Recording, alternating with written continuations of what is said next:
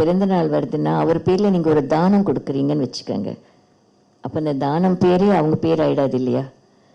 நீங்கள் வீட்டில் இருக்கிறவோ ஒரு கோயிலுக்கு போகிறீங்க, 10 பேருக்கு சாப்பாடு போடுறீங்க, அது பெர்மனெண்ட்டாக அதிலே பேர் ஆகிடுமா? மேடம், இப்போ கவர்மெண்ட்டே நிறைய ஸ்கீம் வச்சு பண்ணின்னு இருக்காங்க.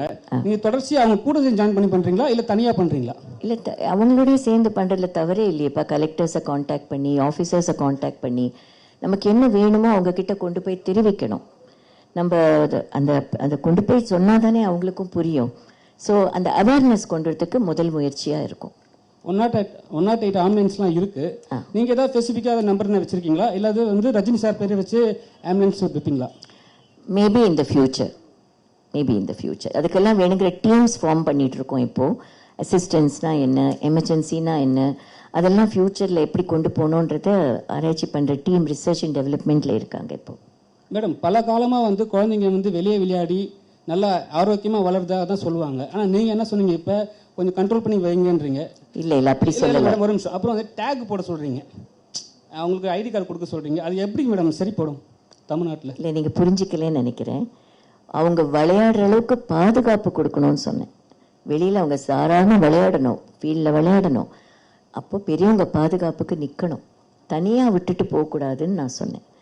அதே மாதிரி நமக்கு தெரியாத ஸ்ட்ரீட்டில் இருக்கிற குழந்தைகள், அவங்க எங்கேருந்து வராங்க, எங்கே இருக்காங்க, அவங்களுக்கு பாதுகாப்பு இருக்கா, சாப்பிட்றாங்களா, அவங்களுக்கு மருத்துவம் எதுவுமே யாருக்கும் தெரியாது. நம்ம ஒரு ஏரியாவை தாண்டி போகிறப்போ பிரிட்ஜுக்கு அடியில் இருப்பாங்க, இன்னொரு இடத்துல இருப்பாங்க. அதுக்கு நம்மளுக்கு அவங்களுக்கு ஒரு ஐடி கொடுத்து இந்த இடத்துல இவங்க இருக்காங்க, இவங்களுக்கு பாதுகாப்பு தேவை, உணவருந்தும் மழை காலமாகட்டும் எதுவும் ஆகட்டும் பாதுகாப்பு தேவைன்றது தெரியணும். It's a simple documentation. எல்லா கவர்மெண்ட்லேயும் ஒரு பேர் வச்சுருவாங்க. டிவி கொடுத்தா கலைஞர் டிவி, அம்மா உணவகம். இப்போ நீங்கள் மேடம் என்ன சொன்னீங்க, ரஜினி சாருக்குன்னு ஒரு நேம் வைக்கணும், மரம், ரஜினி சார் நேமில் மரம் வருமா?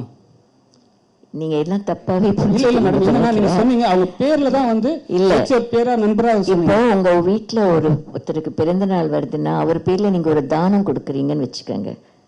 அப்போ அந்த தானம் பேரே அவங்க பேர் ஆகிடாது இல்லையா? நீங்கள் வீட்டில் இருக்கிறவோ ஒரு கோயிலுக்கு போகிறீங்க, 10 பேருக்கு சாப்பாடு போடுறீங்க, அது பெர்மனெண்ட்டாக அதிலே பேர் ஆகிடுமா? அப்படி கிடையாதுங்க.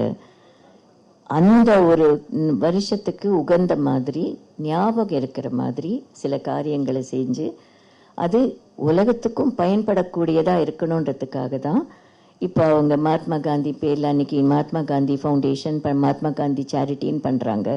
இன்னொருத்தர் பேரில் பண்ணாங்க, என் தாத்தா பேர்லேயே பண்ணுறாங்களே. வீட்டில் இருக்கிற நம்ம பெரிய தெரிஞ்சவங்க மட்டும் இல்லை, அப்பா பேரில் தாத்தா பேரில் எல்லாம் செய்கிறாங்க இல்லையா? அந்த மாதிரி ஒரு இதில் சொல்கிறது தானே ஒழிய அது பேர்லேயே நீங்கள் வச்சு அது எல்லா செடிக்கும் அதே பேர் வைக்கணும்லாம் நான் சொல்லவே இல்லையே உங்களை.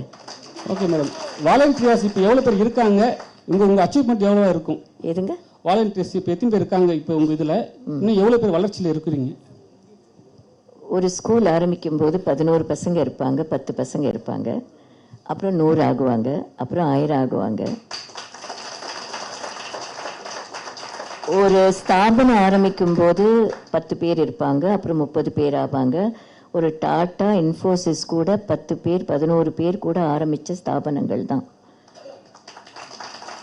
அது வளரத்துக்கு நேரமும் காலமும் எத்தனை பேரோட கடின உழைப்பும் வேணும்ன்றது காலம் நிர்ணயம் செய்யும். பிளே ஸ்டோர் மற்றும் ஆப் ஸ்டோரில் இருந்து பாலிமர் செயலியை QR கோடு மூலம் பதிவிறக்கம் செய்யுங்கள். செய்திகளை உடனுக்குடன் பெறுங்கள்.